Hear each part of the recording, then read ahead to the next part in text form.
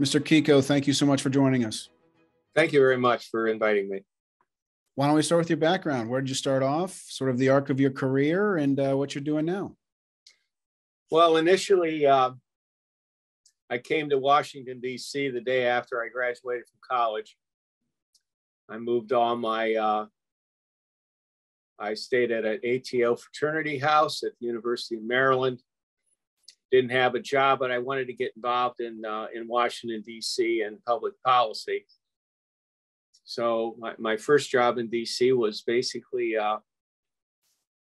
stuffing pillows and making waterbeds at a factory in Beltsville, Maryland.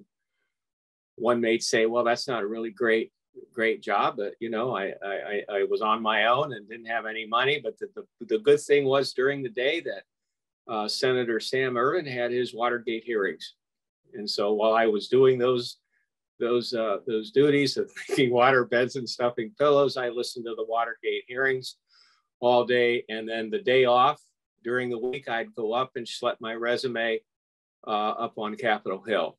And eventually somebody looked at my resume. They said, you've had a little bit of experience doing public relations, because I was a DJ at a college radio station.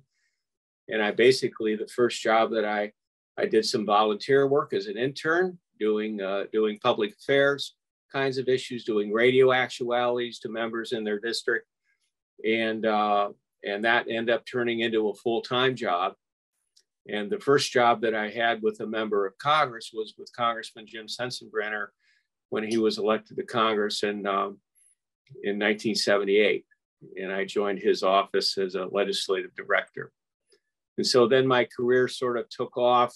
I eventually became his chief of staff in his personal office. I was a deputy chief of staff on the Science Committee, and then on Judiciary Committee was his chief of staff. I had a couple of positions in the Reagan administration and the Bush administration in a couple of departments. I came back to the Hill and worked at the Committee on House Administration, which had oversight over all the administrative functions in the House officers, and left, was a member of a law firm doing public affairs work, was vice chairman of a lobbying firm. And I guess a couple of things stand out in my career. One is I was asked to come back to the House in the mid-70s, or I'm in the mid-90s, when the Republicans got control of the House, and they asked, I was part of a group to set up the office of the Chief Administrative Officer of the House, because there was no centralized function like that for administrative services. And there were a lot of sort of scandals associated with it. So it was a very bipartisan effort. Fast forward, right, my previous job right before the CAO in the House was I was the staff director and general counsel for the Benghazi investigation. And that was specifically I got a phone call asking if I would do that. And I reluctantly accepted the job because I knew it was going to be very hard. But sometimes when a high-ranking public official asks you to do something, I'm sort of the opinion that you should try to do it. And that job ended up into when that was finishing out, then I became the Chief Administrative Officer of the House. And, Speaker Ryan asked me to do that job. And then Speaker Pelosi asked me to continue in that position. And right now I have a consulting firm, Kiko Strategies. I've had that for about a year. And I just needed some time away from the Hill. Those last two jobs were pretty intense. And now I'm speaking with you. Well, it's fantastic. So you've been in and out of Congress back and forth, in terms of the private sector and also in terms of the executive branch. So, are those jobs fundamentally different in your mind? Is there something, very different about working in the House, or do they all kind of have a similar kind of feeling in your mind in terms of the intensity, in terms of the work, in terms of the scope of responsibility? Well, I think there's the common thread is on all three jobs, even if you're in the private sector, but you're involved in public sector work, there's a common thread of trying to work on issues that you think are important. At least I think that you should sort of pick what you want to do and where you want to work. So there is the common thread, and I would say that I think that because the executive branch is so much different, than the Congress, I personally think working in the executive branch and then going back to Congress made me much more of an effective person, whether it's the overall perspective or also whether it's just you sort of know how the administration works. It's not like you're gonna do oversight, but you can be more effective because you understand the process. And having me go down, leaving the Hill and working at the Department of Education, doing civil rights enforcement, and then also at the Department of Interior, which controls over 25% of the landmass of the United States. It's far flung. When you're able to bring the experience of the Hill, because in some of the jobs I had, we had oversight hearings and all that kind of stuff, you can understand and be more effective on what is Congress trying to get at when they send you a letter or when you have to testify. So I think they're all somewhat connected. That's my view. And you spent time in the personal office, and then you went to committee, and ultimately became the CAO. So the member office work, how did that prepare you for the committee work? Was it totally different? Was it sort of an extension of the same thing? In your mind, because there are staffers obviously who go back and forth between these groups. I'm curious about your perspective on the personal office and how it would prepare you for a committee job versus, or are they totally different concepts? Well, I think they're not totally different. The common thread about working in a personal office and working on the committee is part of the member's elected office is legislating, or it's doing oversight. So there is a connection. And in the member's office, I was the legislative director, and then I became the chief of staff. But the common thread is that if you work in a member's office doing legislative duties, and I was connected with a couple of the committees, it does really better prepare you to take a committee position, rather than just get thrown into that right out of college, or I would even say right out of law school. It's always nice to understand the member's office's perspective. And then when I became the chief of staff, of a couple of these committees, I understood a lot of times the pressure that the staff was under. You got to work with the staff. You just don't always have to work with the member. And so you sort of understand. And if you have that experience, I think that you listen a little bit better. I think sometimes if you understand the pressures that the staff are under. So it just makes you a better committee staffer if you've had some experience in a personal office. And did it change your perspective at all on how legislation was generated? Typically it's thought of as coming from the member, but then the committee obviously shapes it and serves a gatekeeping role. So how did your perspective on the generation of legislation change between your work on a personal member office versus committee? Well, I would say that it changed somewhat, but I know that when I became the staff director of the Judiciary Committee, and under Chairman Sensenbrenner, we had a discussion, and one of the things I did when he first became chairman is I met with every member on the committee to ask with the staff there to ask what were their priorities, what was their perspectives, did they want to do legislation, did they want to do oversight, did they want to do this, and so that sort of helped. But I think that you can only do that if you understand where legislation originates. And for me, I think that the legislation originates ultimately, or the interest in it, with the members themselves. Obviously, you do oversight hearings and you get a budget presented to you and the committee will hold a hearing on the whatever department's budget there are, and then you have initiatives that come down from leadership. But ultimately, you sort of have to feel out where all the members are on the committee, and it's not like everybody is totally different. A lot of them have the same priorities. Does that make sense? Yeah, absolutely. So it's actually quite democratic in a way on the committee. So you're really trying to feel out the priorities of the different members. And I guess that's logical that the chairman needs them in order to pass anyway out of committee. And so those are the key chips in which everybody's working with to move legislation forward, I assume. Yeah, that's correct. And I worked, for a chair that was very interested in legislation too. I mean, he was a legislator's legislator.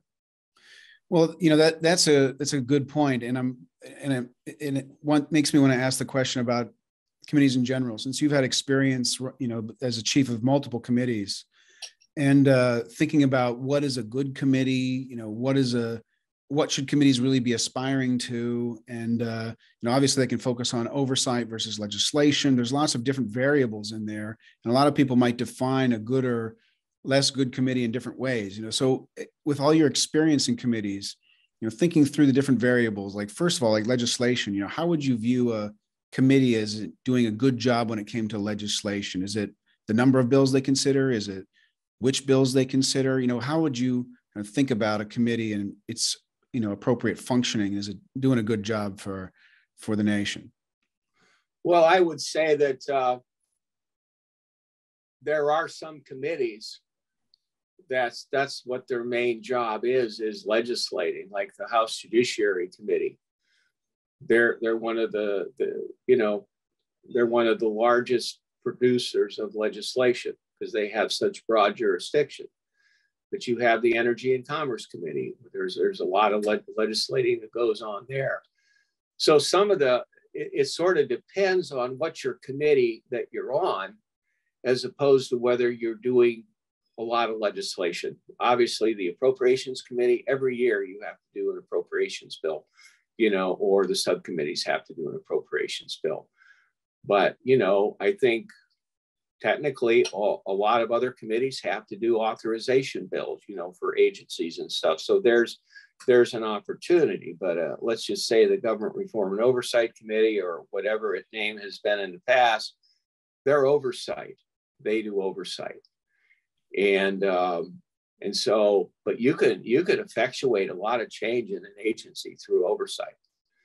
I mean, it's much easier to effectuate change on a lot of different things, and sometimes it can be major through oversight, and not have to pass a bill that has to get through the House and then has to get through the Senate, and all those kind of things. So I would say that it all sort of depends on what committee you're on. And I would say, with regards to members, what do they want? What kind of committee do they want to be on? Some of them are more interested in oversight. Some of them are more interested, in legislation. And then, a lot of times their interest depends upon the subject matter based on whatever their background is. And so it's a lot of different variables. It's interesting you mentioned that they can get changed through oversight. So with legislation, obviously, you can measure the bills that are being reported out of the committee and whether they make it through or not. And there's a way to measure that. And Volden and Weissman are two academics who have been measuring that on a per member basis, et cetera. But the oversight outcomes, those would probably be harder to measure. So can you talk about what are the oversight? You talk about change in an agency. What kind of changes could they get if they were doing oversight, other than straight up personnel changes, I would assume? Well, I would say that let's just say a phone call from a member, or a committee chair to, let's say, an assistant secretary or a cabinet officer, pointing out something that a constituent brought to their attention, that after a little bit of investigation showed that this may be sort of endemic in this department, and it may be something that the member or that the cabinet officer or assistant secretary didn't know about. And so you can get a commitment from that person to do that. You can have the general accounting office do some. So there's all kinds of, in investigation, there's all kinds of change that can be effectuated, even when you have an authorization hearing, like as you do every year on the committees, on let's say cabinet's budget. You can not fund a program that's not doing well, or you can write some report language, which is not really legislating, but committees don't follow report language, or departments don't follow report language at their peril. So that's the way you can effectuate it, and you can do a lot, but as you say, a lot of times it's just not tracked. But it doesn't mean that the committee was a slacker. Well, it also sounds like a lot of that work is done outside of the traditional hearing process. So it would be personal calls or informal discussion between the committee and or people on the committee and the agency. Yeah, that's correct. And I just remember when I was the legislative counsel at Interior Department, there was a former chair of the Energy and Commerce Committee called John Dingle, and we received a lot of oversight letters from his committee. We would call them Dinglegrams, and the fact that I had worked on the Hill before, basically, sometimes agencies just want to ignore it, they want to drag it out, and sometimes if you can get this stuff done, you're wasting a lot less time on just getting to the point. Or if the member, let's say, is sometimes misinformed a little bit on something, you can engage back and forth, and in the end, though, that member is still going to have some change, and the process is going to be better. You're right. Right. So if we go to the legislative committees, then the ones that are putting out legislation, what do you think would be a kind of a healthy way to measure whether the committee was doing well or not? Is it, again, kind of back to, are they taking up legislation? Are they spending time as a committee together? Like, what are the ways that you would judge whether a committee was healthy or unhealthy in the way it was working? That's, I think, and it's not possible to do this now, although there's been discussion. But a lot of times on let's just say on big pieces of legislation, there a lot of times an amalgamation of a lot of smaller bills, that members have introduced.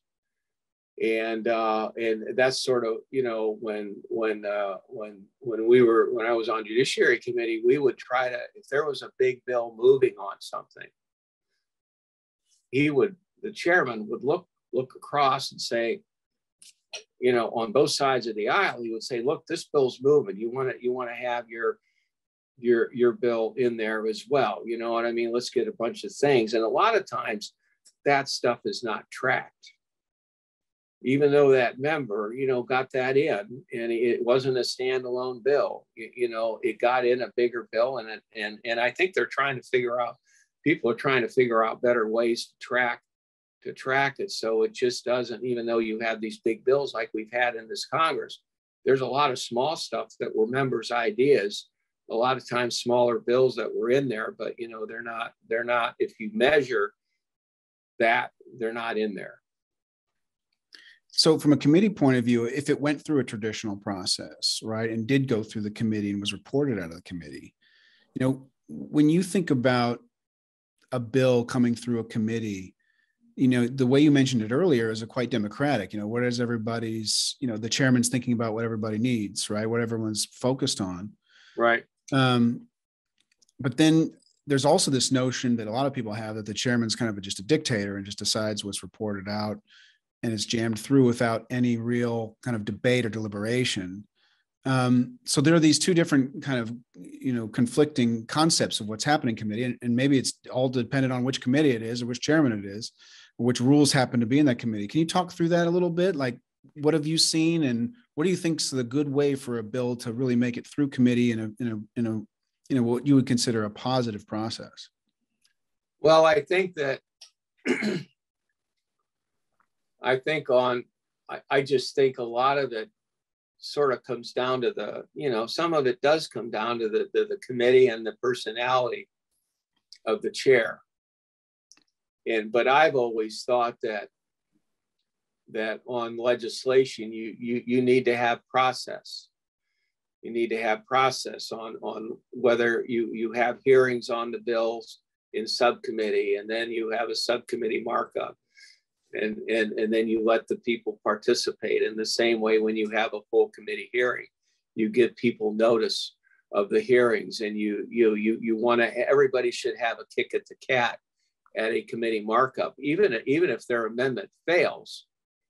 The member at least appreciates the fact that they were able to offer an amendment, and even if it failed, it matters. Now that's a little bit harder, on the House floor, where you have time constraints and everything else. But on the Chairman Sensenbrenner always was of the feeling that the phrase he used was good process equals good legislation.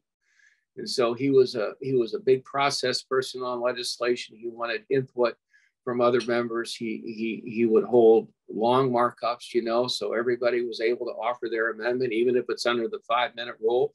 They still have 5 minutes to make their case, and I can just give you the example of the USA Patriot Act.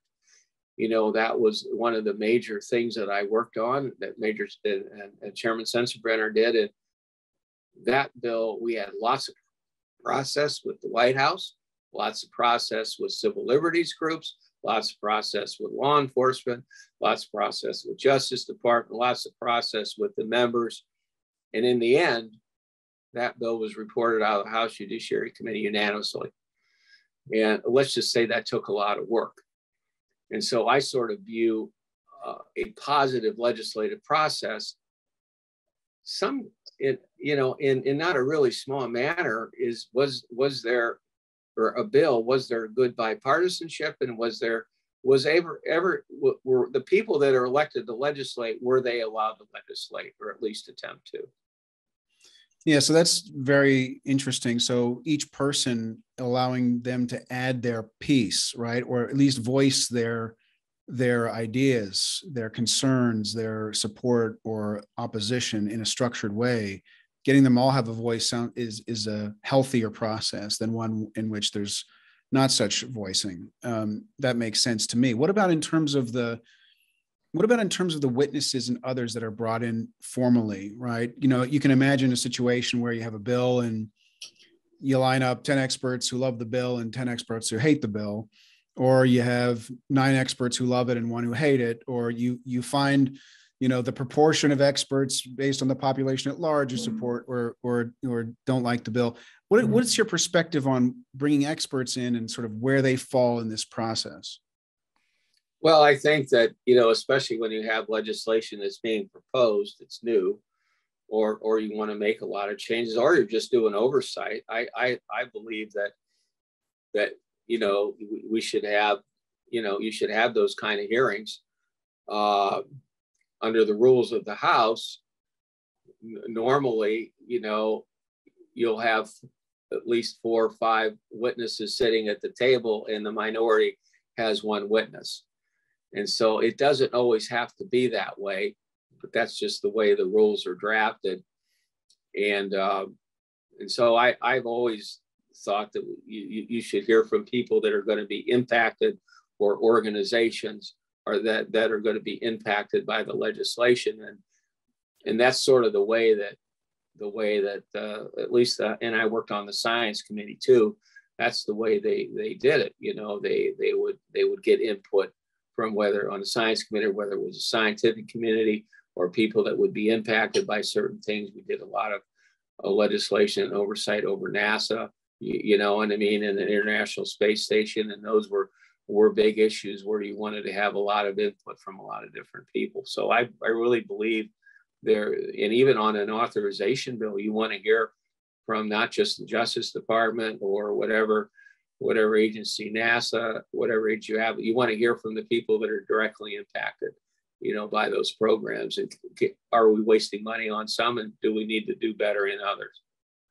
And what about in terms of the different kinds of experts and the way they're accessed? And maybe experts isn't the right word, but groups that are providing information, right? So it can be very formal, like in a hearing setting, right? They're testifying. And it's an important kind of, I don't want to use the word theater, but a kind of a formal setting versus, just calling somebody up and asking their opinion, a staffer calling a friend or a staffer calling an expert who they know knows something about it. How does that really work day to day in a committee? Is it, you're talking to 50 experts to everyone that's testifying, or are any of those kind of conversations captured? And how does that work, and how does that feed into the legislative process? Well, I know that it feeds into the process, and my day as a staff director, or even a legislative director in an office, it was mostly meeting with the type of people that you're talking about, whether it's experts or from a higher level, or whether it's constituents that represent a company, or they represent a university, or they represent a science community in a university or something. So a lot of information is passed that way through phone calls. Send me a document on this. And, and when I would have meetings on behalf, in the Judiciary Committee, with organizations and experts, before the meeting ended, I'd always ask, well, what's your opponent going to say on this? And I'm going to call and find out. So don't lead me down the primrose path here, because, I want to find out, because if I'm going to be taking something to the members of the committee, or even just the personal office, they sort of have to know, what the other side is going to say, or what the downside is. And you sort of try to let that member make that judgment as to whether this is worth it or not. Got it. So that's a big factor, just calling people up too. It is. Right. And that's typically done by the staff. So when we come to the question of the staff's role versus the member's role, is the staff really doing all the work and, kind of summing it up for the member, or is the member ever directly involved in some of these things other than the hearings? Well, I think the member, the staff basically is articulating. Every member has a different style, and some members are more engaged, in legislation. Others, are more engaged in what's going on back in the district. And, it's all different. But I think that, but basically what members, the staff does have a big role, but they always report to the member. And some members are more engaged than others. Many times it depends on the issue. And do they know people back in the district that are coming to their office to make their pitch? A lot of times these conversations happen at town hall meetings. They always don't happen back in DC. And so, the member going around to the town hall meetings, and members have those, that's where a lot of information is. And that's directly with the member, because usually the staff, they don't do the town hall meetings. And so I think it's a combination of both, but I don't think that, I think it's a misnomer to say that the staff does all the work. The staff does a lot of the work. They're the ones that sort of have to sift through, the issues. So then you can present it to the member in a way that which they can make a decision. That's what they do. And so the staff on committees, some committees are huge and have large staff, so those are very small. Are there standard roles within a committee? What are the staff kind of functions and roles in the different committees in the House? Well, you always have a general counsel and a staff director. Now, sometimes they're combined, into one person. And I know with me on the Judiciary Committee, it was one person, but you have you always have lawyers on most of the committees, because a lot of legislation is being drafted, issues come up. Even if you're going to do oversight, you should have a little bit of a background, And so what you normally have is you have a, general counsel, chief of staff, staff director, deputy general counsel, a person that's responsible maybe for oversight, like an oversight counsel. And then you have subcommittee staff directors and then subcommittee staff. Sometimes subcommittee staff are lawyers, sometimes they're not, but many times they're people that have some kind of expertise in that area of jurisdiction that the subcommittee has. And then you usually have a press office, because there's always press inquiries coming in, and you have staff assistants that help get all the paperwork done, and then you have a couple of people on the staff that just basically have to be the liaison with the clerk's office, with the government printing office, because it takes a lot of work to put out a committee report. It takes a lot of work to get it to the parliamentarian of the House and to the clerk of the House, because those bills, all that stuff has to be formatted correctly, and there's rules of the House that govern those kind of things. So you have experts, in that area. So, depending upon how large the staff is, a lot of times depends upon how much legislation they're going to do, how broad is their jurisdiction. Like some committees, they don't have a very large staff because their jurisdiction is narrow. Others do. And so the management of that staff sort of on a daily basis, is it, everybody gets together once a day and there's a stand-up meeting, or is it, highly compartmentalized, where, people are doing totally different things independent of each other and they don't really have a lot of communication, or is it just totally dependent on the committee? I think a lot of it's depending on a committee, but I think in general, I would have a staff meeting at the end of every week, where I'd have the chief counsels of the subcommittee and I'd have the staff directors of the subcommittee get together every at the end of every week for a couple hours to go over what happened and what worked right and what didn't work right, and what's the agenda for the next week, and try to scope it out the next week. Like on Judiciary Committee, we had hearings going on all the time. We almost had a full committee markup every week, and that doesn't count the subcommittee markup. So there's a lot of, you have to be very efficient with your time, and so usually people have staff. They have meetings, once a week. And sometimes people have them twice a week at the beginning of the week too. Sometimes you just have to have it at the beginning of the week if you got a lot of stuff coming down the pike. And so that's how that is managed. So that's the internal part from the staff, and then there's also the other side of managing the members and the chairman. So does that also happen kind of on a regular basis? Is it formal? Is it kind of informal, or how does that work? Well, it can be. Sometimes it's scheduled, but I was always at the beck and call of the chair. So, depending on what it was, sometimes I could send somebody else up because I don't want to waste the member's time, or I'd go with them. But usually you would have a meeting, at the beginning of the week with the member, or even a long phone call, if they were back in the district and coming in, and you got to, brief them, get them up to speed, on what's happening and what's coming down the pike. And are we having any issues with the administration or witnesses or other members? You always try to get those worked out in advance of a hearing or a markup. There's a massive amount of effort to make sure that everything runs smooth. That doesn't mean that everybody has to be in agreement with everything that's being considered, but you want the perception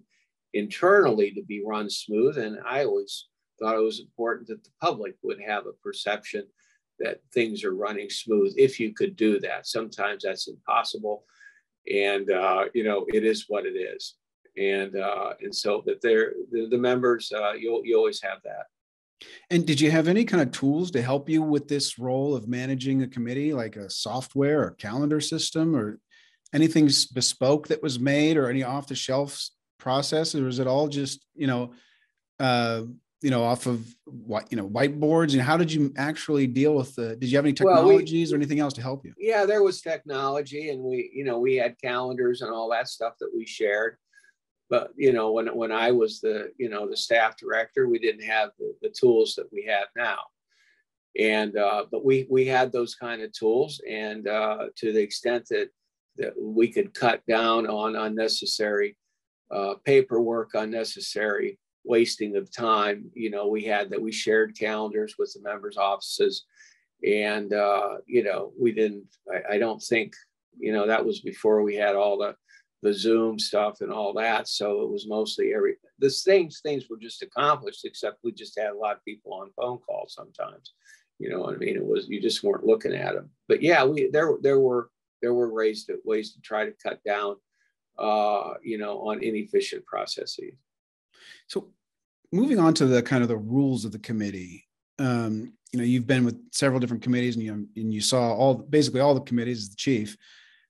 So are there rules in the committees that are better than other rules, that allow a committee to run better than other types of rules? Or are they all kind of running on the same system, and that's a non-issue when it comes to the performance of a committee? Well, I think that there's an overarching rules of the House, and they sort of govern everything. Even and those rules are applied to the committees. There are tweaks, that certain committees can make, and those are rules that are the minimum. But sometimes if people have collegial relationships, with both sides of the aisle, you don't necessarily have to follow what the minimum is. You can have, you can let members speak for a longer period of time. If there's a witness, I want an extra 5 minutes. Okay, fine. Depending upon how many members are there, you want to get everybody a kick at the cat as far as, questioning somebody, or sometimes people will speak longer on an amendment, that's being offered. So I think it's sometimes it's sort of dependent. But most of the committees, their rules are fairly similar, because you got 141, members of the House, resident commissioners, delegates. You have to have rules that are a little tighter than the Senate, because you just can't, you never get anything done. Now, some people would think that's great, because we already have enough laws and everything on the book. We don't need any more. But, I'm just saying, if you want, sometimes you just have to live within those. So in your mind, what would make kind of a good staffer on a committee, or a good member of a committee, or a good chairman of a committee? Do you have well-formed thoughts about what those would be, or are there different categories in your mind? Well, I think that for all of those, there has to be an interest in public service. There has to be an interest in why you're here.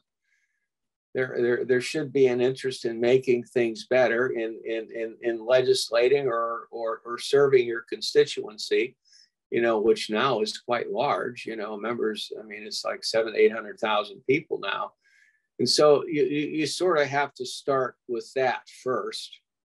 But I do think that what makes a good staffer, I just think it's a commitment to serve the member and to serve the constituency. And if you have, areas of expertise that or an area that you want to be working in, then you should try to make it in something that you're interested in. Otherwise, you're putting a square peg in a round hole, you know what I mean? And And I would say that is, first of all, it has to be that commitment. And as far as a good member, you know, I think the members that are elected sort of have to find their niche as to what they want to focus on. And if they focus on things that they're interested in, then I think they're going to be a better member. So I would say that. But some members are more interested in casework and helping the constituents. You know, let's say they have a big hospital or something in their district, or there's a big veterans. You know, you sort of have to figure out. They have to figure out from their perspective what they're really interested in.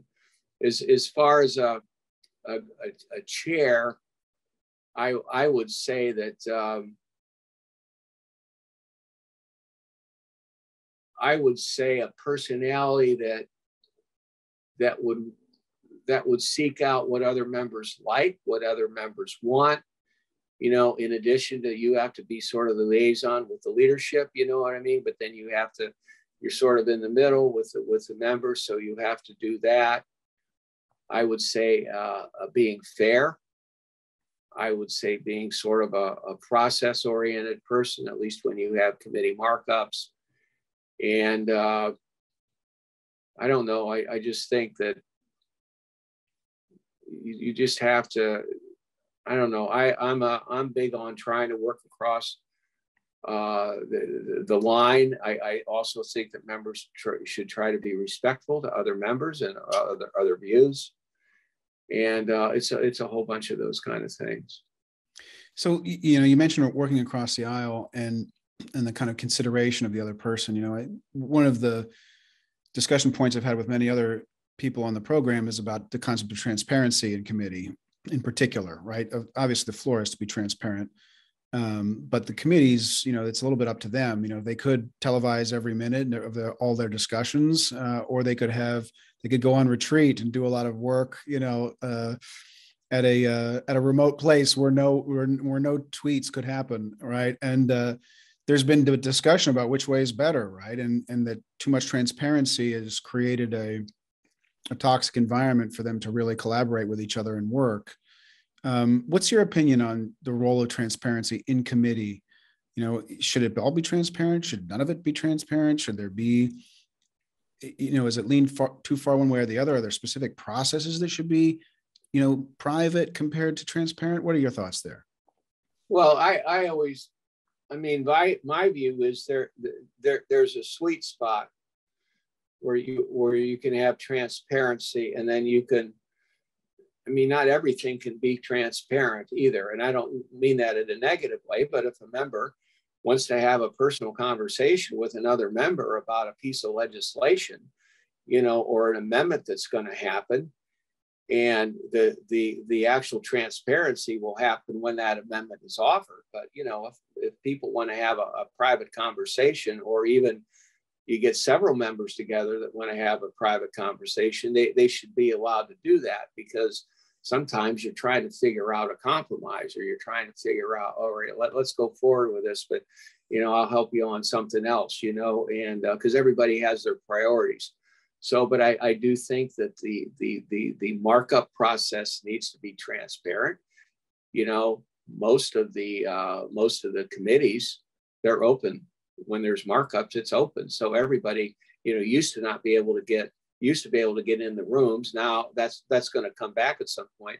But most of the hearings, most of the markups are transparent.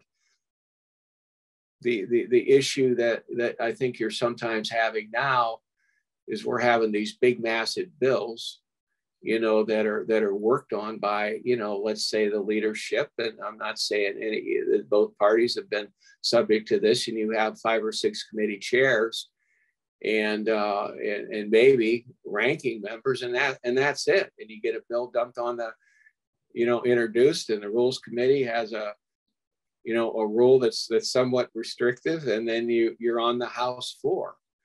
And people don't know what's in it. But sometimes, you know, the way things are, that's the only way you're going to be able to get it done. But, you know, to the extent that you can have some transparency, you should have it as much as you can.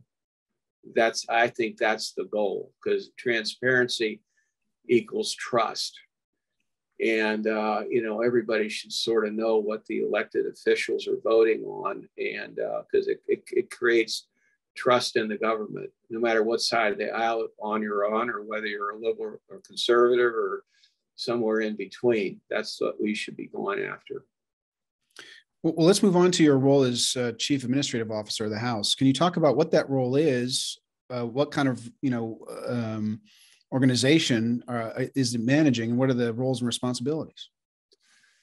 Well, the Chief Administrative Officer position was created in 1994, and it was a bipartisan creation. There were issues associated with the spending of money and all that kind of stuff. But and the CAO, as they're called, is basically has jurisdiction over, let's just say, all the administrative functions of the House, and dealing with the member's office, the payroll, versus the clerk's office. They deal with the legislation and those kind of things, and committee reports and working with the committees. And the Sergeant of Arms, the other House officer, they deal with protection issues. But the CAO has everything else. And when I was the CAO, we had about 800 800 employees, which included about 100 contractors. And the budget when I left a little less than a year ago was about $200 million. And what the CAO does, and it's an elected position, you're nominated by the Speaker and you're voted on by the House, but it's a position where it's all the administrative functions of the House. You monitor, you make sure that everybody gets paid once a month. You make sure that there's you manage. Members have what's called a member's allowance. It's about $1 million a year, and you work with the offices to make sure that they don't overspend those accounts. And there's rules and regulations and stuff on, making sure that money is not spent for campaign purposes. You help monitor that. You pay the vendors. There's a big IT function in the Chief Administrative Officer budget. About 60% of the budget deals with IT. There's a massive function dealing with cybersecurity. There's billions of attempts to hack into the infrastructure of the House each year. And so you do that. You work with the offices individually, to make sure that everything is spent right. You pay the vouchers, when they submit vouchers for expenses, whether it's, expenses for gasoline going back in the district, all those rents from the offices that they have back in the district offices. And so you do all the functions of the furniture. You take care of all the furniture to make sure it's good and everything. And the carpet, it's all the stuff that just deals with if you have an office yourself, except it's expanded, to include, basically managing the needs of, 10 to 12,000 employees. So it's a big, it's a big job. When you're the CAO, you have 435 bosses, basically, members, and then the resident commissioners as well, and delegates. But you primarily, report to the Speaker. It's a leadership position, and then there's the Committee on House Administration that sort of has oversight over all those functions, and so that's what it is, and it's a lot. It's just a lot, and there's a human resources function even within the CAO, just to make sure that all the employees that we have are treated fairly and everything, and there's a process there. So it's we work with finance officials in each member's offices, and you also there's a big mail function in the House that the CAO's office is very involved in. The CEO runs the restaurants, on Capitol Hill, and in addition to the gyms, there's a membership gym for staff that they run. It's it's a lot. What about the HR function? That's interesting because, a lot of people talk about, that's 435 entrepreneurs. They have to do they do a lot of their own thing. And typically in an organization the size of Congress, you'd have a centralized HR function where it would be hiring through that function. It would be firing through that function. It would be training through that function. How do you interact with those kind of decisions, and what's the role of the CAO there? Well, each member is allocated a certain budget, and they're allocated money, and most of that money is spent on salaries. But it's really the individual function of each member to hire their staff, because it's district centric, and the members have that function. They're the hiring authority, and so you have to deal with that. But there are laws against that every member office has to do with regards to sexual harassment, discrimination. All those kind of things apply to Congress as well, and apply to member offices. And so there's organizations like on training. The CAO took over a big training function on training, let's say, chiefs of staff to be better chiefs of staff, and also how can I become a better caseworker? There's a big training program on caseworker. How can you be a better district office official? We have a lot of training on that. The same way with press secretaries, schedulers, all those kind of things. So there is a training function. What is centralized with regards to certain things is the payroll function. Everybody gets paid, and we had a lot. The CAO's office has a lot of experts on human resources with regards to different plans that you want for healthcare, retirement, insurance, and all those kind of things. But there has been an effort recently for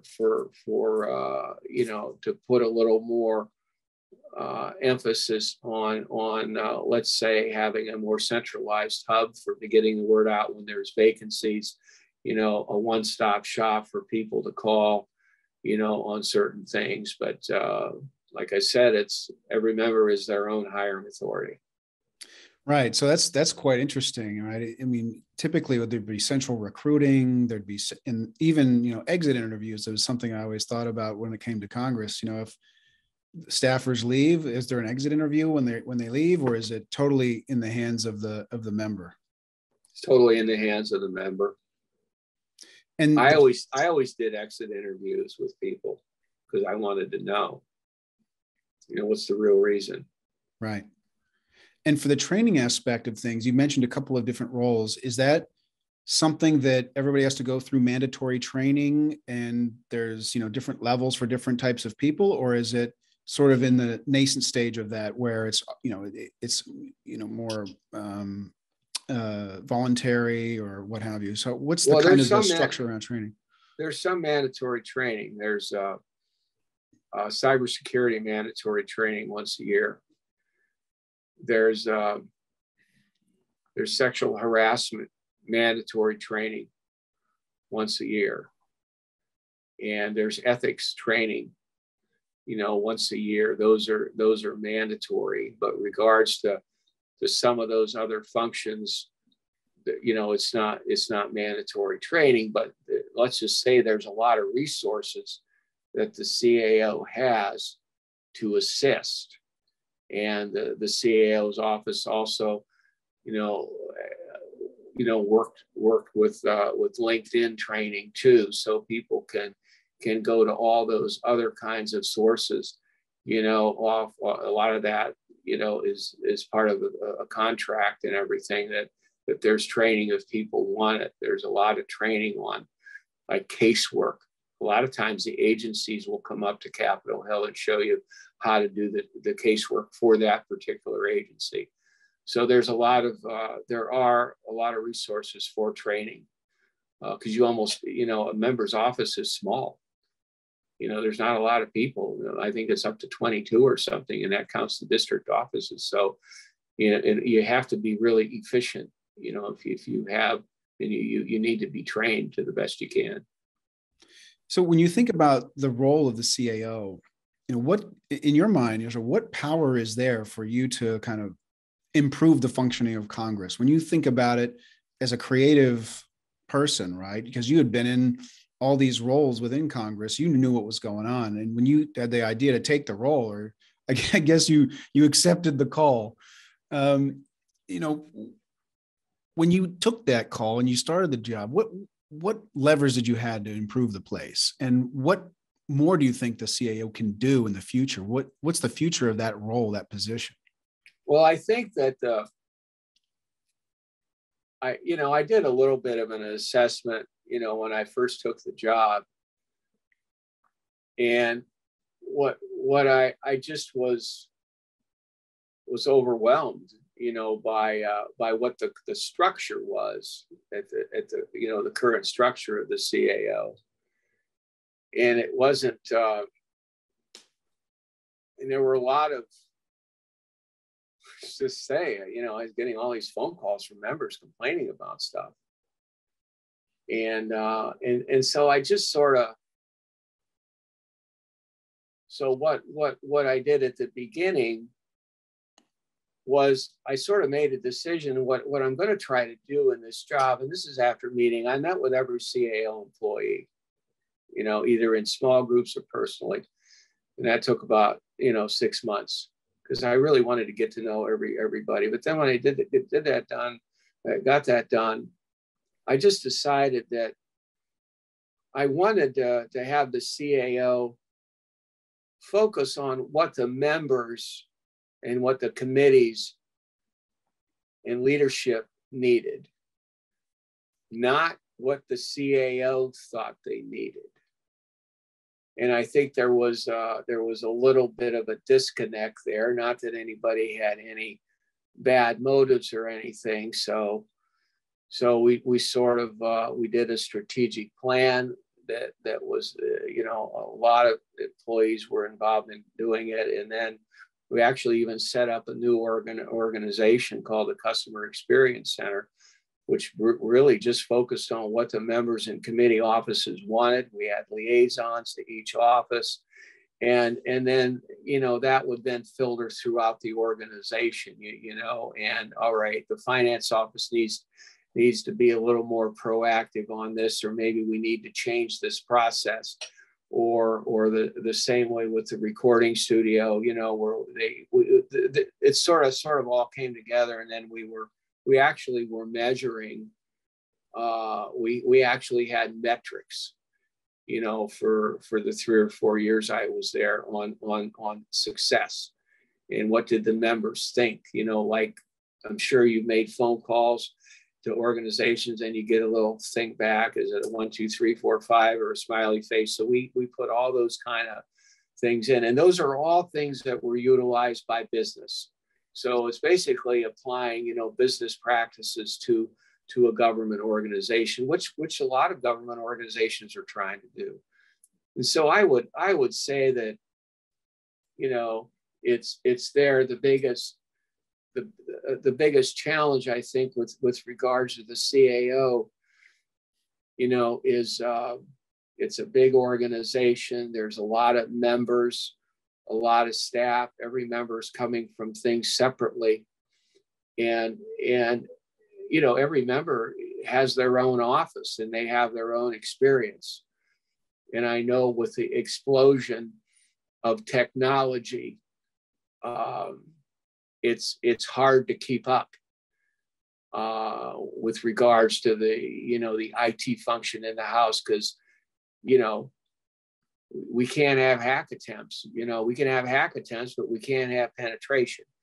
And as a result, not everybody is able to use, you know, in the same way, you know, when they were on the campaign, you know, this device or this software, you know, and all those kind of things. So I think that, you know, I think the biggest challenge is continues to be, you know, in the IT world, and also, you know, just having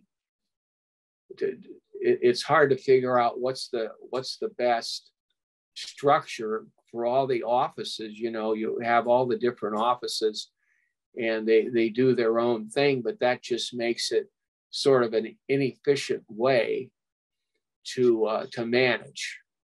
So I don't know. I know I'm sort of talking off the top of my head, but I just think eventually they're getting, you know, the way the technology is going in the future. I think it'll be easier because you'll have these big platforms that you can sort of integrate things in a different kind of way. And you know, a lot of the vendors that are on Capitol Hill, you know, were tied into the older systems, and they're sort of getting left behind because there's a lot of young members that know how to use technology really well, and their staffers know how to use technology, and the constituents. And so I would say that there's the expectation that it needs to be better. So what kinds of things did they want that were sort of different than, I mean, are they all say, I want Apple computers, or I need faster internet, or I want some kind of training for my team? What were the kinds of things that you had to kind of adapt to fix? Yeah, well, a lot of times it had to do with the kind of device, and that's usually not a real hard problem to solve because there's a panoply of devices. But a lot of times, members wanted to use the software. You know, let's just say a particular software, scheduling software, or pick it, whatever you want. But the software that they wanted, you know, there was a cybersecurity issue, and it had not been cleared. And you know, the CAO has a big technology function where they look at the technology to make sure that there's not any, you know, ways that people can get in, or you know, the bad people that are trying to get in. So I would say the biggest lag time was on the technology, and I know that they're working on trying to truncate that technology and look at it faster, more efficiently. And but it's that lag time. I think that it's mostly on the technology, although I had to testify before the Modernization Committee on efficiency and stuff, and I knew there was going to be a question that had come up on why did it take so long to stand up the district offices. And I had actually promised the House Administration Committee 2 years earlier that this was going to be fixed. Well, and I knew this was going to be my first question. And but it's along the lines of what you're talking about. And so I had a flow chart done in the office, and that was the first question I was asked. And I pulled out my chart, and there were 87 different functions in order to set up a district office. And I said, we're going to truncate that. But, you know, it's just like anything else, you know, and that's what we try to do with the strategic plan, is to truncate all the functions, throw out stuff that wasn't necessary, and make it run like a business. Like, you know, you can't have a lot of inefficiency if you're trying to meet the bottom line as far as profit and loss. So we just try to do the same thing there. And did you also cover the legislative kind of systems as well, or are you just focused on the member and the committee offices? You know, because I know there's software that sort of underlies the movement of bills through the process, and there's some back end systems there. Is that part of your responsibility or not? No, that was sort of the clerk's responsibility, although the CAO worked, you know, with the clerk. But the Modernization Committee, you know, and the Committee on House Administration has really sort of been in the forefront on trying to, you know, let's just say, have a better legislative process, on drafting bills and having more input and all that. And I think there's been a lot of recommendations made, and I think it's just a matter of time before you're going to see that whole process let's just say, made more transparent and made more efficient and better. But that was not under my bailiwick. Got it. Well, I think it's time for us to move on to phase 2 of our discussion, where I ask you questions. I ask all of our guests. So are you ready for the next step? Yeah, give it a shot here. All right. So the first question is around, what do you think congressional representation should mean? Does a member represent everybody in their district, just the primary voters, the current voters, the future voters? Who do they really represent, and how do they represent them? Are they making judgments, or are they just reflecting what their current beliefs are? Well, I think that that members represent, the larger perspective. They're representing the larger body politic of the whole country, but in another sense, because that's what's, they're creatures of the Constitution. And so you sort of look at that, but then I think for the most part, they represent their constituents in the district that elected them. And, but all members come, with certain perspectives and certain values and certain views on what that means. And, but I think that's where they have to, or they are not going to be able to represent that district if they veer too far. So that's sort of, representation is many different shades. Sometimes you have to make a tough call, and it may not always be, it's just not always, well, I got 10,000 people wrote on this piece of legislation or this amendment, and let's say 9,000 wrote on one was aye and the other was nay. And, sometimes they just got to make these hard calls. And I do think that in some areas, most of the time, the constituents understand that, where there are hard calls. Another time to do it. So I sort of feel they need to represent. It's a layering kind of thing, but you start out with, I believe the Constitution, what those things are, and then the representation in the district. And obviously there's state issues too, but there's international issues that people have to make votes on. And in some respects, probably the members are fairly well educated on some of those issues as well, where they just have to make a call. So you have a pretty broad view of representation, not just the constituency, but you also will take it beyond to the nation, or even an international perspective under certain kinds of decision making within Congress. Yeah, and that's just because that will happen. Right. And in terms of the way they represent, it sounds like you're in favor of the Burkean judgment concept, where the members make judgments on what's in the best interest of their constituencies versus just reflecting whatever the prevailing views might be. Yeah, I think that I think that's generally correct. But sometimes, whatever it doesn't have to be that hard either, because I think when you get into the Burkean view, that may be, more limited with regards to how much of that there is. A lot of these decisions that members make are easy decisions because, his view or her view reflects what the district wants. So let's say on 80%, it's not really fiscal conservative or, but when you get into these different shades of gray sometimes where constituencies are split. And it's hard to make that call because it's going to come down negative on one side versus the other. And how can I justify that at those kind of situations? Then you have to make that tough call. And in your broad conception of representation, how do you view the future? So does the member represent the people who are living in their district today, or do they have responsibility for the people who are going to be there in 2 or 3 generations? Well, I think for today, yes, I do think that a lot of legislation impacts the future.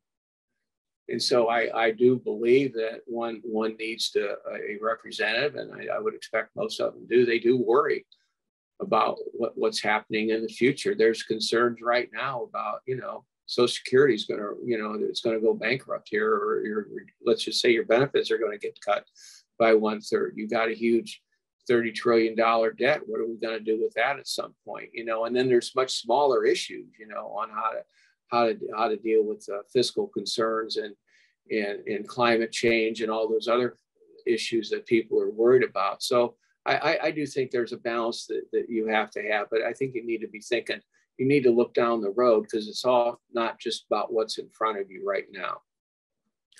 Right. Next question is, how would your ideal Congress allocate its time? And by this, I mean in DC versus home in the district, doing legislation versus oversight work. Where do you come down on those questions?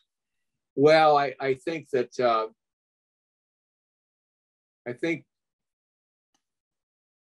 probably a little bit more. I think members feel that they need to be in the districts more.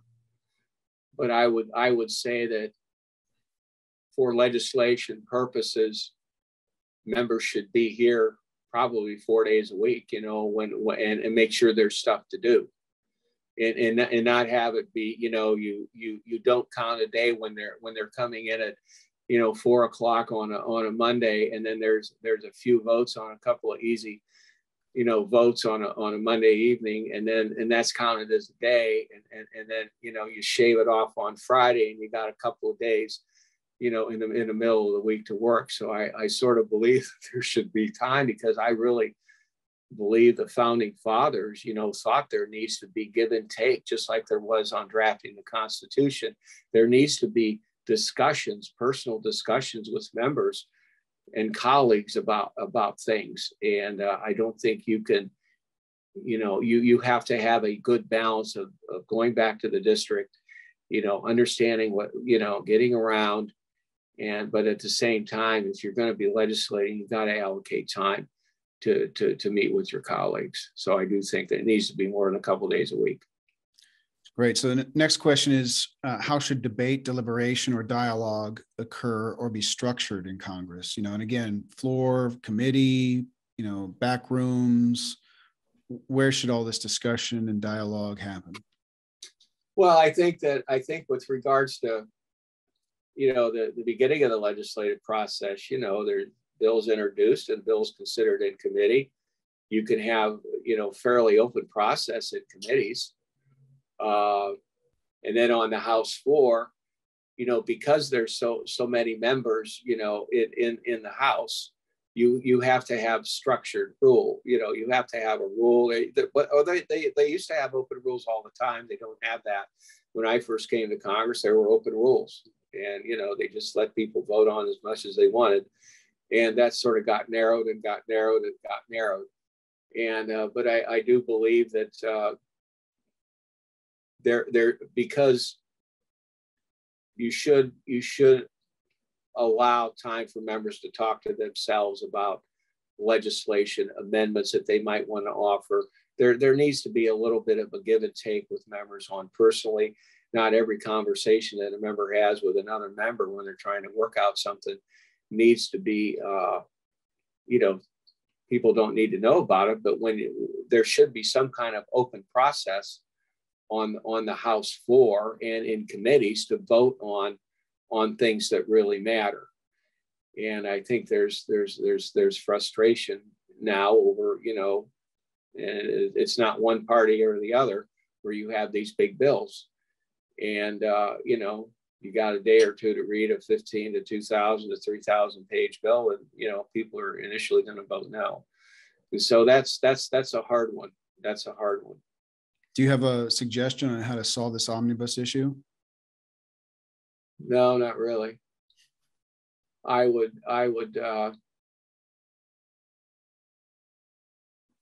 think one interesting thing that would be nice is when you have all these big bills and you have all these provisions, so somebody ought to be able to find and track where did they originate.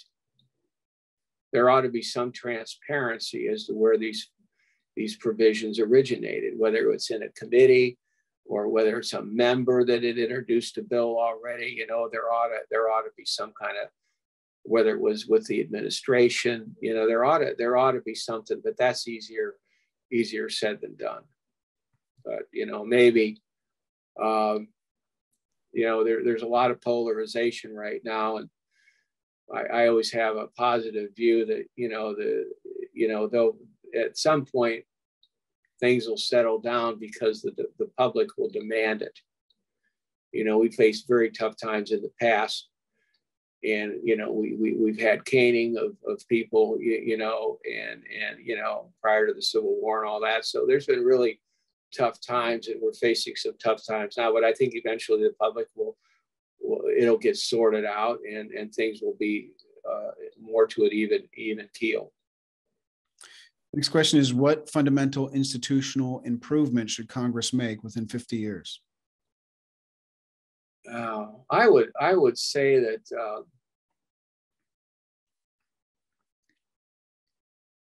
I would say allow for more hearings to be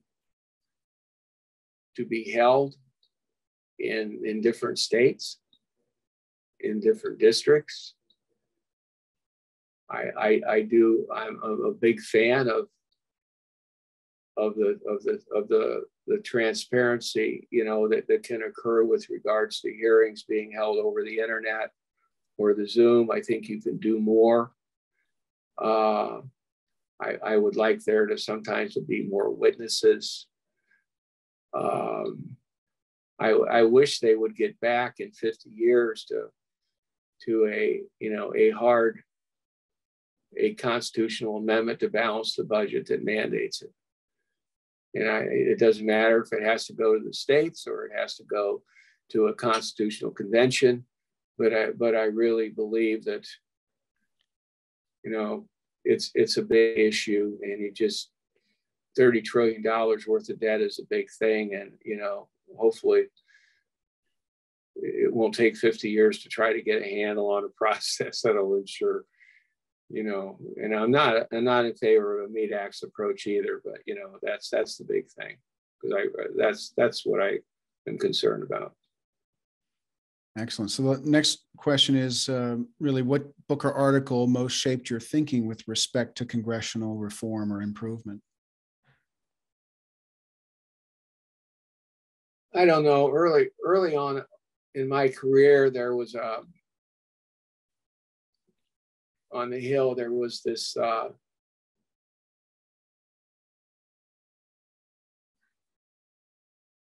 committee report.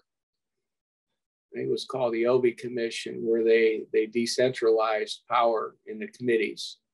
I think this was around 1973, 74, and they gave more power to the subcommittees rather than the committee chairs. And I sort of, when I came to the Hill, I sort of looked at that, and I thought that was, you know, I really must have been a nerd, you know, to read something like that. But that's what I did, and I would say that I spent a lot of time on CRS reports dealing with oversight and the power that the House had on oversight, you know, subpoenas, the power of the purse, those old decisions, you know, where St. Clair was,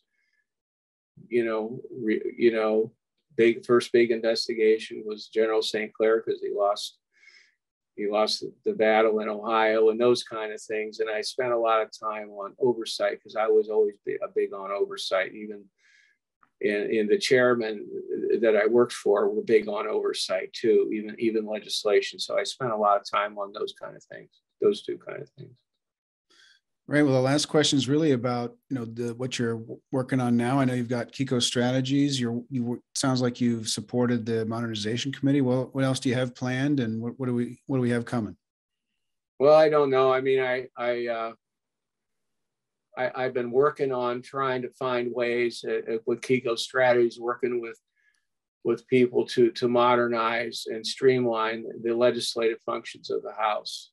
sort of, what we've been talking about, and how can we make things more transparent? How can we have a little more a direct democracy?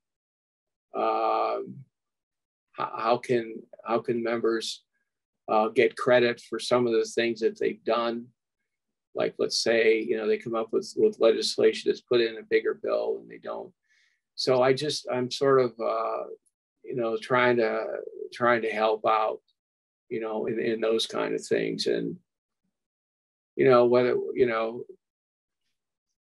I have a personal life too. I have a bunch of lovely wife and a bunch of grandchildren, and I'm willing to spend some time on on helping to make the legislative branch better. But I want to relax a little bit too. That's it.